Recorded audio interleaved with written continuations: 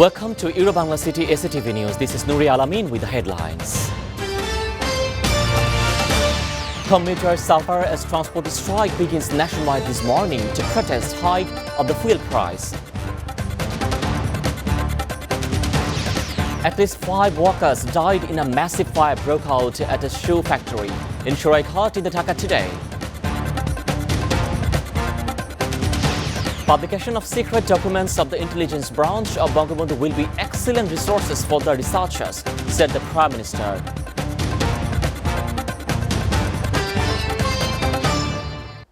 Now the details. Transport strike has started from this morning in protest of the increase of the price of the diesel and kerosene by 15 taka per litre. Passengers are in dire strait due to the sudden stoppage of the public. Many don't get a car and walk to the destination. Some CNG and auto rickshaw are available, but the fare is several times higher. Many have gone out to take jobs and admission tests. However, the most miserable victims are the candidates who come to take part in the admission test. Besides this, the delivery of the imported goods from the Chittagong port is being hampered badly since this morning. Chittagong port authorities said many vehicles like trucks and covered vans that arrived to take deliveries couldn't enter to the port due to obstacle from the workers observing the strike, and it is hampering the delivery activity, reports our Chattogram staff correspondent said. Meanwhile, Road Transport and Bridges Minister Obaidul Qadir has urged the transport owners and workers to withdraw their strike considering the sufferings of the examinees and the people. 5 persons died after a fire broke out at a shoe factory in Old Dhaka, Shuraighat area early today. Fire originated at the tin shed factory around 1:15 a.m. Rashid bin Khalid, duty officer, the fire service and civil defense headquarters, said the 8 firefighting unit brought the blaze under control around 3 a.m. Then firefighters recovered besides from the inside. Bodies were sent to the Midford Hospital morgue for the autopsy. A fire official said the suspected that the 5 persons died due to the inhaling toxic gas produced after flammable materials and chemicals were burning as well.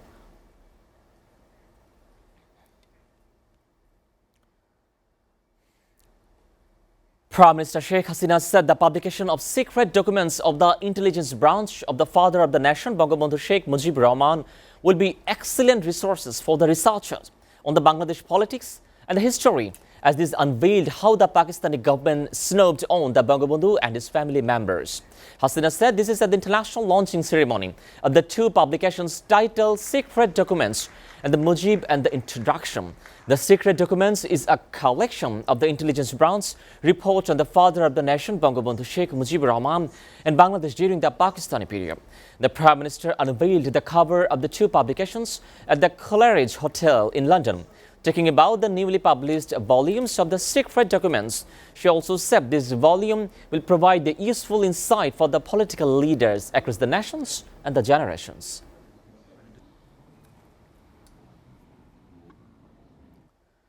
The bodies of the 2 Bangladeshis who were shot dead allegedly by the Indian Border Security Force BSF on Wednesday still remain at the no man's land of the Sylhet-Kanaiঘাট border.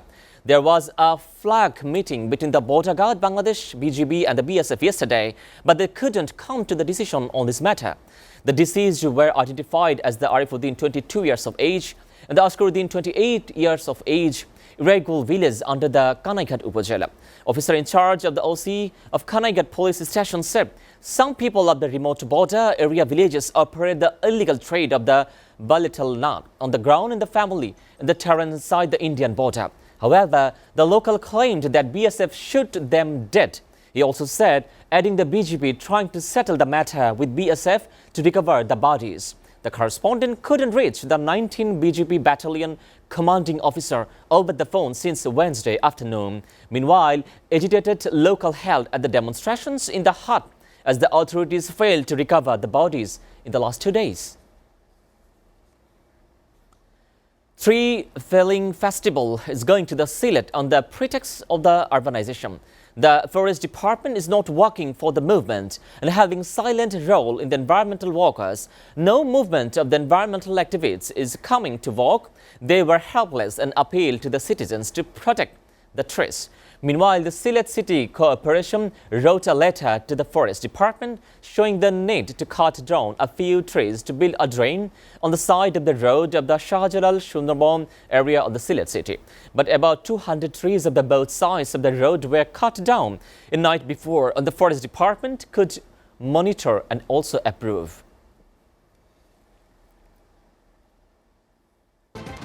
President Joe Biden and Chinese leader Xi Jinping are likely to announce the reopening the consulates shut out last year, Politico reported, which would be one of the biggest steps yet to repair the ties fractured during the Trump administrations. The two leaders, who are planning a virtual summit in the near future, are also likely to announce an easing of visa restrictions. The U.S. is also seeking to make the progress on trade and climate issues, as well as start a bilateral nuclear weapons dialogue, something Beijing has resisted. However, the ties between the U.S. and China have quietly improved in the recent months, even as they spar over Taiwan and alarm grows over the Washington's over Beijing's nuclear arsenal. The U.S. State Department also said that it was approving the $650 million scale of the air-to-air missiles and related equipment to the Saudi Arabia. The announcement comes after Riyadh requested to buy 280 M120C 7x8 advanced medium-range air-to-air missiles and 596 LAU 128 missile rail launchers, said the Pentagon. So the M120C missiles deployed from the Saudi aircraft have been instrumental in the intercepting these attacks that also U.S. forces at the risk over the 70,000 U.S. citizens in the kingdom at risk. The State Department also said the Thursday deal also includes weapon support, spare and repair part, U.S. government and contractor engineering, technical and logistical support services. The U.S. Navy has fired the commanding officer, executive officer, and the top enlisted sailor of the nuclear-powered submarine that crashed into the underwater mountain on October 2nd, saying the accident was preventable. 11 sailors were injured in the accident. The crash damaged the sub-forward ballast tank. It was the nuclear plant was not damaged. Commander Cameron Ellinger and two others were removed from their positions on Thursday following the investigation into the crash in the disputed South China Sea. Alizinani was replaced by the interim commanding officer. However, the USS Connecticut was forced to sail on the Suffer for a week to reach the Guam.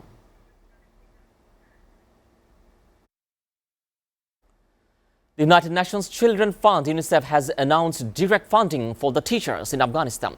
The international group cut off aid to Afghanistan after the Taliban seized power. Now they say they are trying to raise funds in the teachers in Afghanistan. An alternative says without Taliban involvement. Janet Wagner, UNICEF head of the Afghan education, said that they would begin the registration practice for the government school teachers in Afghanistan to bring them under the fund. United Nations Children Fund said the only way to open a school for girls in Afghanistan is to provide financial assistance to the country's school teacher. New Delhi woke up to the thick blanket for toxic smoke on Friday after an overnight barrage for the firecrackers for the Diwali despite a ban of the spilling dam. Various hotspot levels of the harmful PM 2.5 particles topped 400 on average on the air quality index. The figure is more than 15 times higher than the safe daily limit set by the World Health Organization. However, India's top court has banned of the sale firecrackers in the Delhi, and the local government urged people to celebrate Diwali without them. But many of the capital's roughly 20 million residents still got hold for them, setting them over the city under the early hours of the morning for the annual festival of the lights. Pope Francis appointed the Vatican's first female Secretary General on Thursday, choosing Sister Raffaella Petrini in a historic move. The position has traditionally been held a bishop, and the Petrini now becomes the highest-ranking female official at the Vatican. The Pope's decision comes following the appointment for the first time female under the Secretary at the Synod of the Bishop's Office in February. General S.M. Shafiuddin Ahmed, the Chief of the Army Staff and the President of Kurmitola Golf Club, officially inaugurated the tournament at Kurmitola Golf Course in the Dhaka cantonment as the chief guest. About 600 local and the foreign competitors are participating in this tournament. Among them, there are 15 foreign golfers. Notable participating countries are the South Korea, Brazil, India, Pakistan, Turkey, and the United States as well. In addition to the members participating in the tournament, Kurmitola Golf Club, Vice President and the Area Commander, Logistic Area Major General Muhammad Zahirul Islam and many others were present at the time.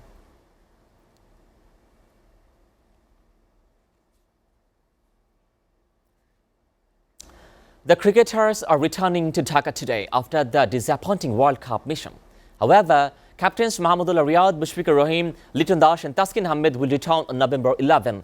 The rest of the coaching staff, including head coach Russell Domingo, are returning to their respective countries. However, the cricketers returning to Dhaka are coming to the two parts.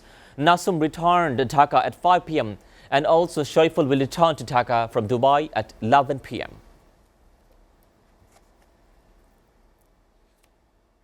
Before ending, we go through Bangla City SATV News headlines again. Commuters suffer as transport strike begins nationwide this morning to protest hike of the fuel price. At least 5 workers died in a massive fire broke out at a shoe factory in Shoreghat in the Dhaka today. Publication of the secret documents of the intelligence branch of the Bangabandhu will be excellent resources for the researchers, said the Prime Minister.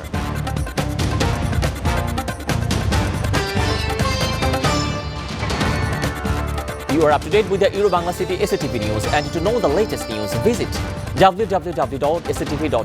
Stay with SATV.